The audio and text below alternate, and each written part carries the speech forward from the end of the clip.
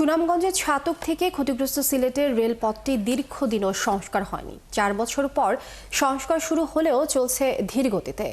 এলাকাবাসী বলছেন, এমন ধীর গতিতে সংস্কার হলে নির্ধারিত সময়ে কাজ শেষ না হওয়ার শঙ্কা রয়েছে। শহীদুর আহমেদের তথ্য ছবিতে প্রতিবেদন। 2021 সালে করোনা মহামারীর সময় থেকে বন্ধ সুনামগঞ্জ ছাতক থেকে সিলেটের এই রেলপথ। এরপর 2022 সালের ভয়াবহ বন্যায় ক্ষতিগ্রস্ত হয়। তখন থেকেই একেবারে থেমে যায় সুনামগঞ্জ ছাতক সিলেটের এই রেল চলাচল। এরপর থেকেই পরিত্যক্ত হয়ে আছে স্টেশন ট্রাক, নেই ট্রেনের হুইসেল। তবে দীর্ঘ 4 বছর পর চলতি বছরের ফেব্রুয়ারি মাসে 230 কোটি টাকা প্রকল্পে এই রেলপথটির সংস্কার কাজ শুরু করে রেল কর্তৃপক্ষ। সিলেট বিভাগের শিল্পাঞ্চল ছাতক এলাকার ব্যবসায়ীরা জানান, এই রেলপথে বালু, পাথর, সিমেন্ট সহ নির্মাণ সামগ্রী বহন হতো। দীর্ঘদিন বন্ধ থাকায় ক্ষতিগ্রস্ত হচ্ছেন তারা।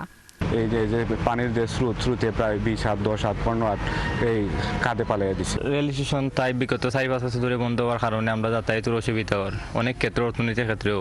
সম্প্রতি এই কাজটা শুরু হয়েছে, শুরু হয় এলাকার মানুষ অনেকেই খুশি। পুনরাবৃত্তির জন্য কাজ চলমান রয়েছে, এখানে কাজের ঘাটতি রয়েছে। রেলপথ সংস্কারের কাজ করছে মীর আক্তার হোসেন লিমিটেড নামে ঢাকার একটি ঠিকাদারি প্রতিষ্ঠান।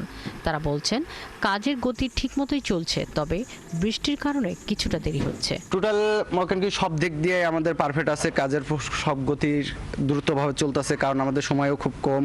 আমাদের সেই সময় অনুযায়ী আমাদের কাজ কমপ্লিট করতে হবে। কাজের সব দিক দিয়ে আমাদের মেইনটেনেটি ভালো। যদিও নির্বাহী প্রকৌশলী জানান, নির্ধারিত সময়ের মধ্যেই কাজ শেষ হবে, দ্রুত ট্রেন চলাচল শুরু হবে। ফেব্রুয়ারি মাসে করার পরে একটু বৃষ্টির জন্য আমাদের এতদিন একটু স্লো ছিল, এখন আমরা খুব দ্রুত গতিতে এটা কাজ শেষ করে ফেলবো।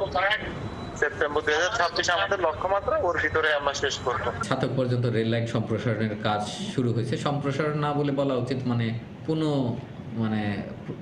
চলন করার একটা উদ্যোগ নেওয়া হয়েছে।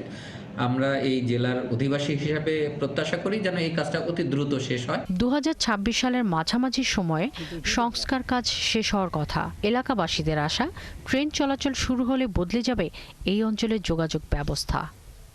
শাকিলা শম্পা, 71।